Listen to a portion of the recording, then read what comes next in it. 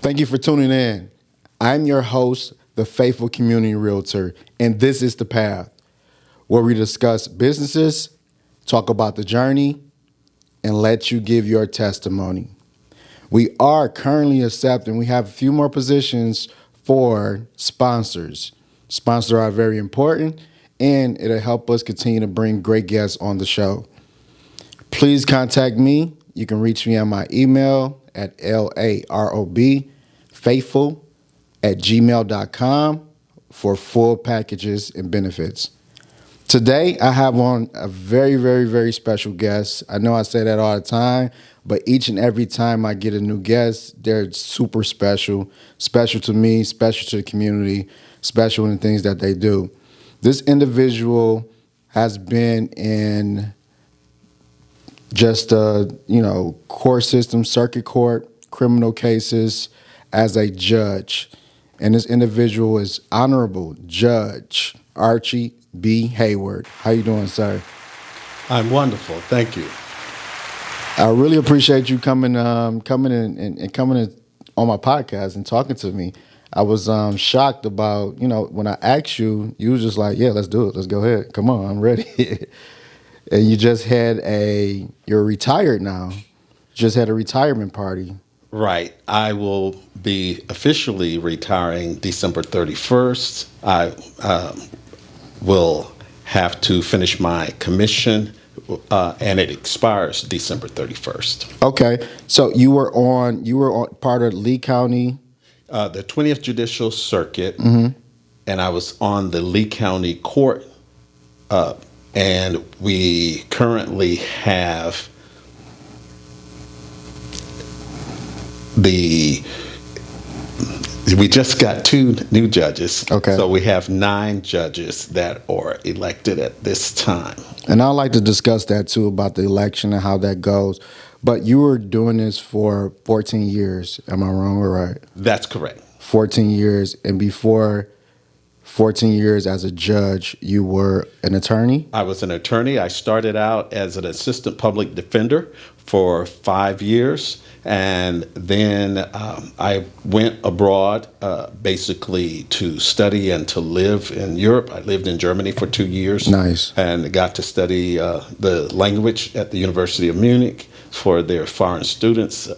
And so I also worked on a military base. Okay. And after that, I returned home to assist my parents. And then I returned to the public defender's office for 3 months. And then I went into private practice. And I was in private practice for 9 years. And then went into the nonprofit sector and worked for Florida Rural Legal Services for 8 years, and then I was appointed in 2008. You said nonprofit. I want to give a shout out to Tamika. She does the nonprofit, Grow Your Nonprofit organization, and is doing some great stuff. And she allows me to utilize this great podcast room. So shout out to Tamika out there. I appreciate you. All right, Ms. Judge, you said a lot of things in that statement and those whatever you were just talking about. And I don't even know which way to go, but I want to educate the viewers. You talk about election and you read about every term is about 4 years? Every 6 years. Every 6 years. 6 years, and you served 2 terms, right? Yes, I was appointed in 2008, and with an appointment, you get to serve a minimum of 2 years. Okay. And at that time, and it depends on when you are appointed. At that time, I was able to serve the 2 years. And then in 2010, I had to stand for election. I was opposed, and I was successful.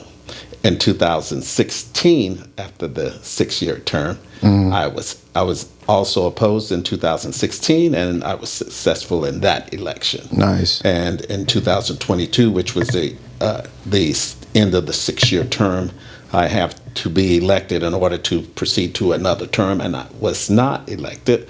However, after 14 years as a judge and 5 years and 3 months as a a state employee.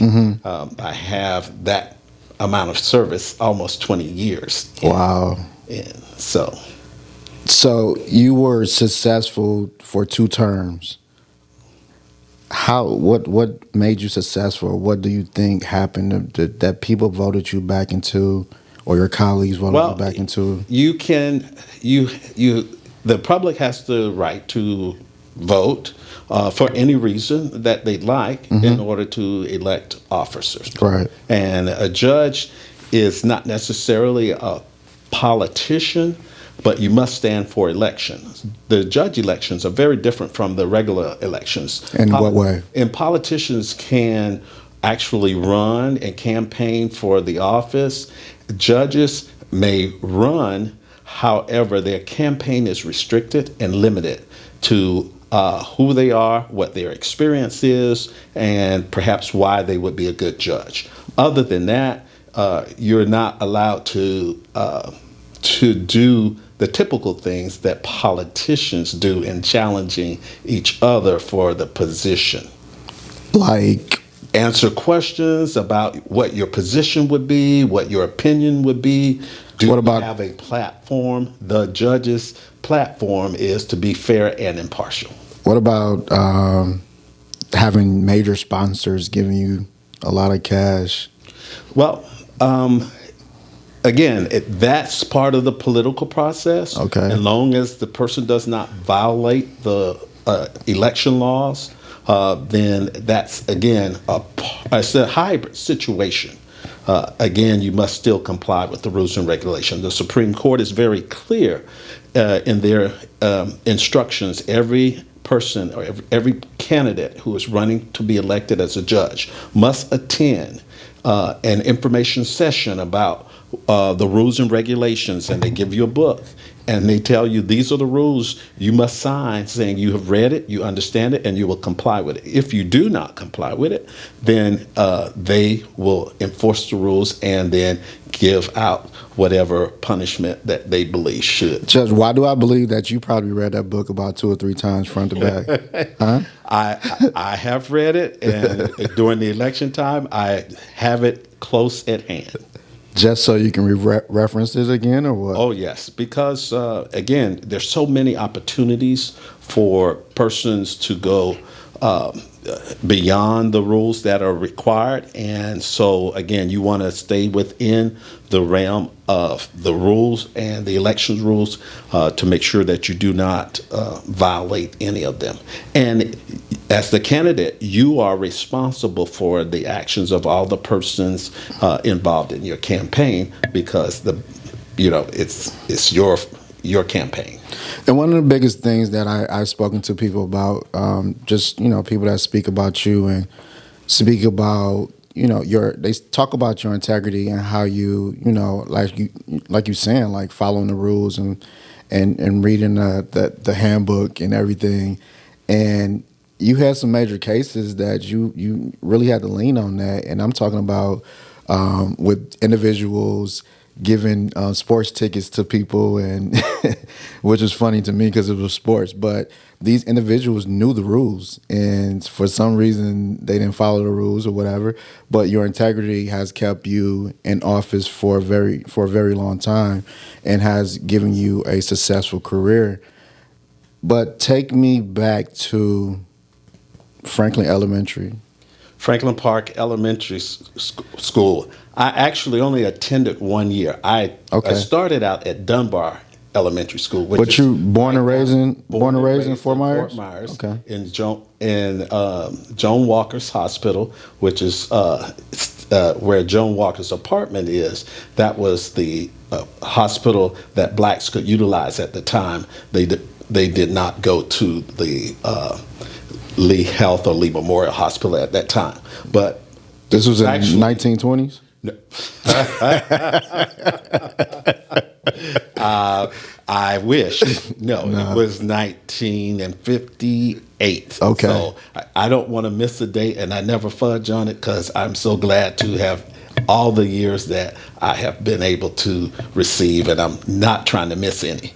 So before you go on with that, just go back to the story. So people couldn't go to a certain hospital? Right. They were still segregated at that time.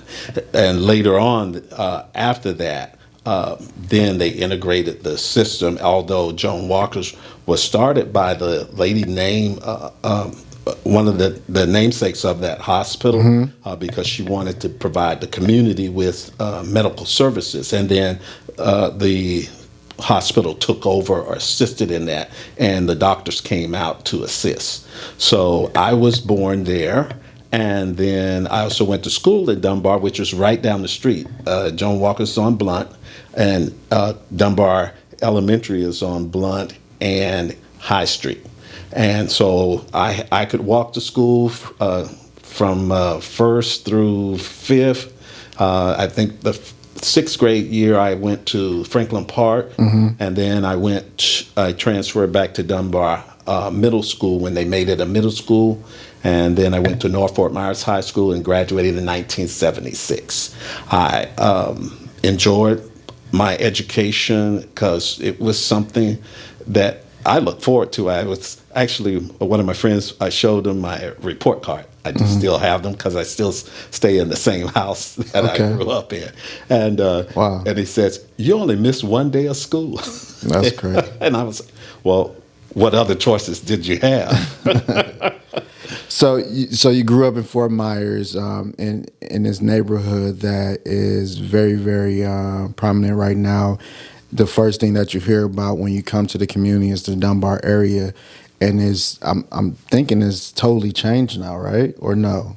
It has changed, certainly. It was a very it's always been a very nice community for me. And when I grew up, you had teachers and professionals living in the community, and they built their homes there, and that's where they lived. Everybody knew each other. My teachers all knew my parents.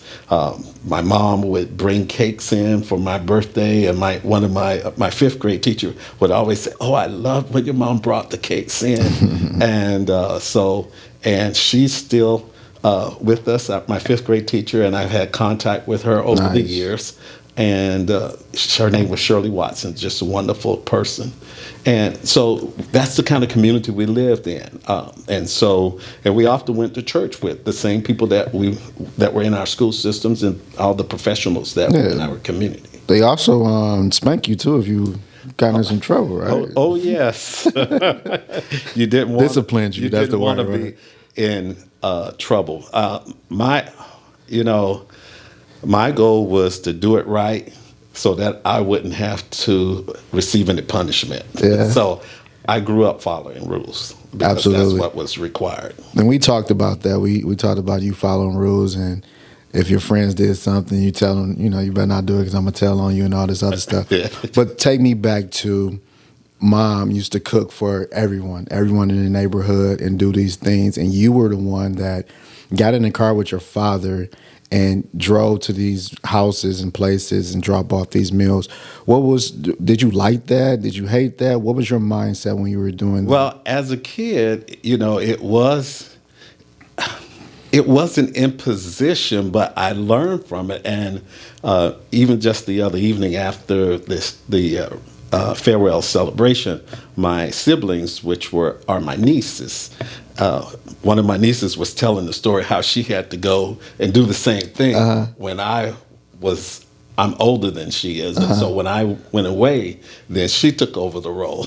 And she had to go to everybody's house and take a meal with my father. But I started out as a young kid with no driver's license, and my dad would drive, and then I would get out and go give the meal to the person, and she named some of the same people that I had already gone over their houses. And it was just part of what my mom did as part of her Christian mission, and that's a part of who she was. She was going to share with what we had with others who were in need. And if you came to my house and she didn't know you, the first thing she was going to offer you something to drink or something to eat. You could not get out of the house without that. Right. That mentality, I mean, where did your mom get that, or where did the family get that? Because you growing up, you really don't have a lot, but you have enough to give and share. Where does that come from? Well, when you have something, even if you look at it in the perspective of someone else, it may be a lot. And we were always blessed to have whatever we needed. My father provided for us. My mom worked as a maid, as a cook.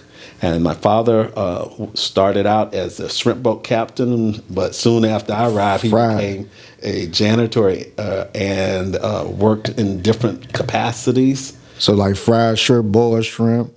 Look, every kind of shrimp you could find. Gumbo shrimp. Yes.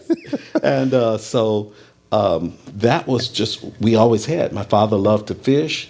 He could grow anything, and he could cross,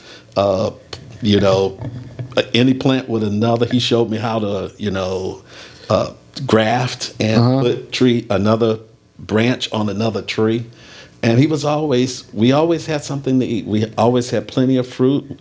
We always had plenty of fish. We had freshwater fish. He didn't go saltwater fishing that much because I guess he was a shrimper. But he loved fishing. We don't have a lot of time, and I think I could talk to you all day. I mean, you say so many things, and I can relate to it, and I'm pretty sure the audience can relate to it. But I want to know, the biggest thing is, you are an African-American male that sat in the courtroom as the judge, the one that's sentencing, the one that's going through this process, the one that actually, may try to help individuals and see everything. You have the education, the background of it. What got you into attorney, judge, and into that system, when that system is, to be honest, was never really for us, or was not made for us as we see it from the outside? Well, I was interested in helping. Again, from an early age, I was taught to help other people. And that's from taking meals or doing whatever else that was necessary. And also, I was taught and exposed to religion, and I accepted Christ. My faith guided me and what I learned in that regards. And it was like, if I can help somebody, then my living is not in vain. And, that was one of the things that made me want to become a lawyer, so that I could help others. And I did not take the position of, I'm going to be the richest lawyer I can be. I wanted to be a lawyer that could help people. And by coming back to my community, I had that opportunity because so many people knew me, and especially my parents' friend. When I was sworn in, and I look back at the pictures, the people that came to see me sworn in were my parents' friends, people who had... you delivered food to them. Right. They saw me grow up. They knew who I was, and they had very high hopes for me. And I was there to make sure that I was able to give back. And without their support, I couldn't have made it. It would have been a very hard struggle. And when I graduated, I still have Parker pens that people gave me as a part of my graduation gifts. And it was just, that's what the community did. They supported you in your efforts to be successful. And with that, I just wanted to do something to give back to the community, because the community gave back to me. And even from just anything that I thought I could do. My dad asked me one time, he says, why do you do all the things that you do? And I said, because you never told me I couldn't. And as a result of that, I was able to be exposed to so many different things. There was nothing that I didn't think I couldn't do. And I tried just to see how it would work out. Were you ever told that you couldn't do it, though? As a judge, did you get that look? Did you, Oh, yeah. Well, a lot of people have a preconceived idea that a judge can do anything. A judge is limited by the law. Okay. The judge must follow the law. And if you don't follow the law, then that's why the judge's ruling can be appealed. And that's why they have appellate court and appellate judges. And the judges review everything according to the procedure. And if the judge follows the procedure, then everything is fine. But if the judge does not follow the procedure, then the appellate courts have the right to tell the judge you did not do it according to the law and you must reconsider. And so they will give specific instructions sometime, or they may just say we'll rescind it back, or they may affirm that what the judge has said. So again, the judges want to get it right. They're not looking to do something and have it be reversed. All right. It's 2022.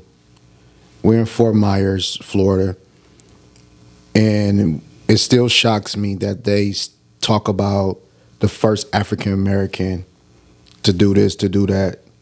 Were you a first African American to do anything in Fort Myers? Were you the only African American on the board, or? I'm sure there are quite a few firsts that I have actually done. I was not the first judge. The first judge was Judge Isaac Anderson, Jr., and he actually grew up on the same street that my parents had their first home on. And so as a young man, he used to visit my parents. And so the second judge, Judge James Adams, Yes. Isaac was a native of Fort Myers. James Adams came here, I believe, from Miami, and he worked in the public defender's office. He was the first black attorney that I know that worked for the public defender's office, because he was there when I got there, and he was the only one. And so it was one of those things. There's so many things, I've had the opportunity to do because I was here and willing. And I figured I would participate. In high school, I participated and did many things, and that's what I think a lot of my friends did. We were in that time period. We were striving to be successful, for our parents' sake, for our community's sake, and just to show that we were able to participate and be ready to compete for anything that was available. You reached a high pedestal in life. You actually reached something that a lot of African Americans never even try to attempt because feel like it's not for you. And I asked you, how did you, growing up, I guess I know the answer if I really think about it, family, the community, and things like that.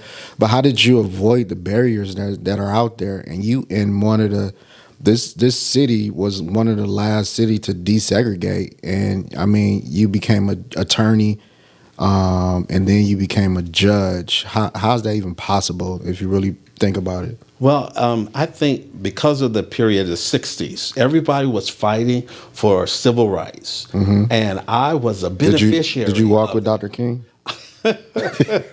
I saw Dr. King on the television. Okay, but I was a recipient of their struggle, their pain, their suffering. My right to vote. I didn't even have an idea about voting until I saw them on TV saying, "Hey, we need to be able to vote. We need to be able to exercise our civil rights." So when I did obtain the right to vote, because of them, because of their struggle, their pains, and people losing their lives, I thought it was my civic duty and responsibility to vote and to participate, because that's what they were striving for. That's what they were saying. We want to participate. We want to be involved. We want we want you to accept us because we have those rights. And that's why I was always eager to learn and to participate. I did so many different things because I wanted the knowledge. Anything I thought I saw that was interesting, I would try it. Okay. And like I said, I could talk to you all day. I can ask you 10 questions off of what you just said. But one question I do want to ask you is that did OJ really do it? And this is my courtroom, honorable judge. So I need a yes or a no. You have a See, look, perspective, and everybody's entitled to their own perspective. But when you go before a jury, the jury has the last answer. So you said no. The jury has the last answer, a real unless judge. it's appealed and then overturned. You have a lot of young men, especially artists, that are getting locked up for things that they're doing and not really knowing the law. And one of the biggest things is racketeering. Is there a way to avoid that? Is there what's going on with that? What's the law? What's your thought when I say racketeering and young black men? Well, racketeering means that there's some attempt to make a business in a criminal method or manner. And so that when you're doing something, that's why you have lawyers who are educated, who are trained, that should be able to give you their legal opinion about what is the proper way of doing something. So don't walk around saying self-made millionaire. You don't have no background. One thing protecting I you. admire about Shaq, and I saw an interview of his, and he says, I'm not the smartest one in the room because I hire the smart people to assist me in making the right decisions about what I need to do in my business. And he says, if you're relying on someone that's not smarter than you, then you need to get someone else who knows, who is trained, so that they can give you their professional opinion about what you need to do, and then you can make the right decision. But again, my motto is to do it right the first time, and then you don't have to worry. If you do it wrong and you continuously do it wrong, then you always have to worry when that is going to turn bad on you. And I got to be the devil's advocate. These individuals, you're right, they don't have representation. They spend their money on certain things that they shouldn't be spending money. But it's a brotherhood. It's their boys. It's, having fun. It's splurging and things like that. And then you get the feds, which they call it, or 12, however the kids say, all up in their business, basically. Well, even if you did it right, they may be in your business, but then once they determine that you've done it right, there are no consequences. If you've done it wrong, or if they figured out that you tried to hide something, or you lied about something, then you got a problem. So why create a problem? If you want to do it the right way. It's the same effort that goes into doing something the wrong way could be utilized in doing it the right way. What wrong have you done? A lot, because otherwise I would be a lot more successful than I am. But I'm truly honored and blessed to have served as a judge for 14 years, because I was encouraged by other people to do so, who saw that I had what it took to be a good judge.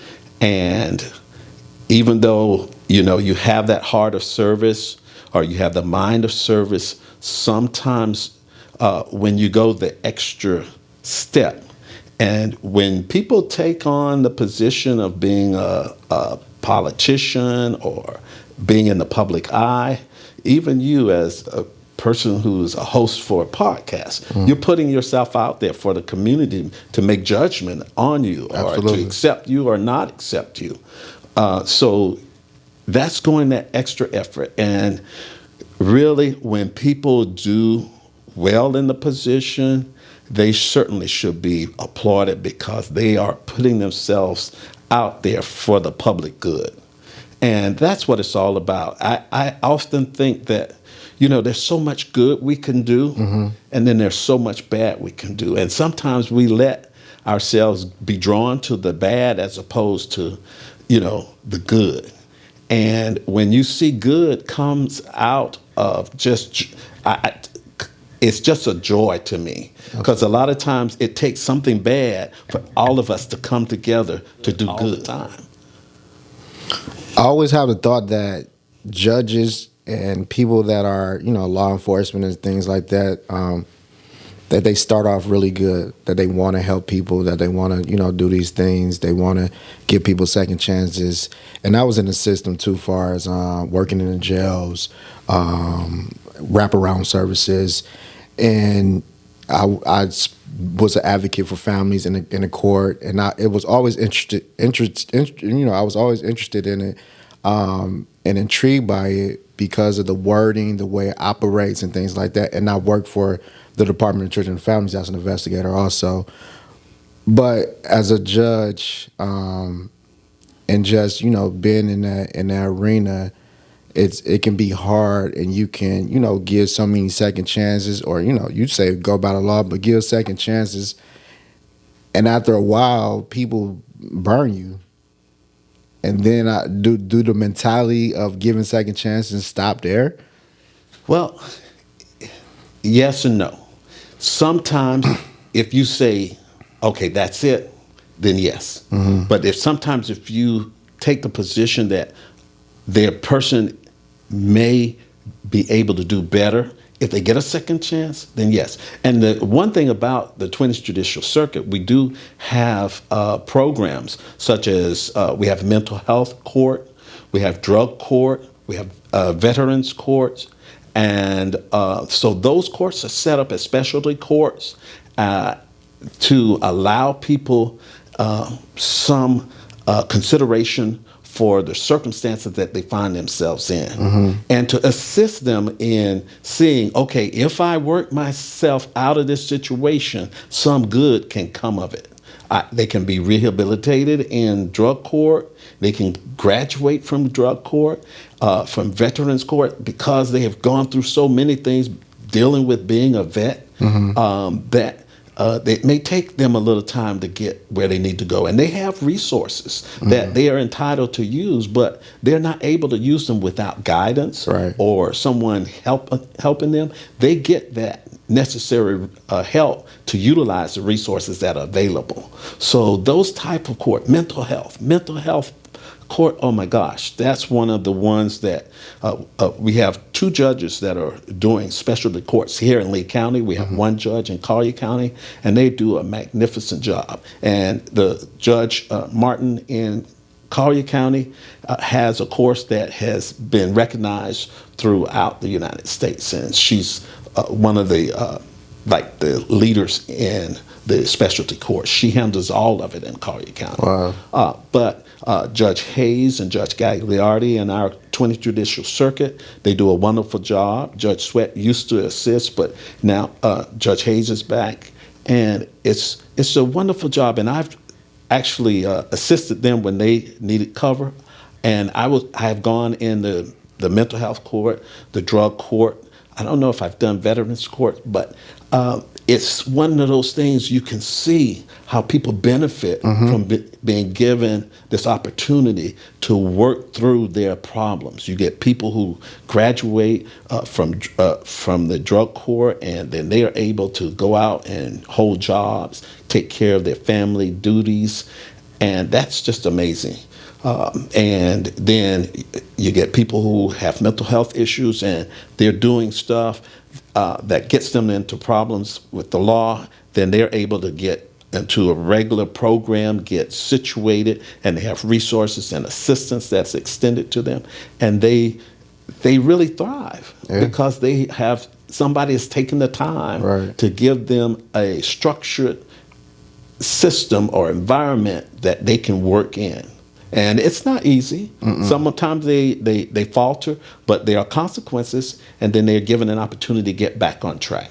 So those are the specialty courts that we have here. And I tell you, if you were to observe it, you would see how it really has helped a lot of people. Nice.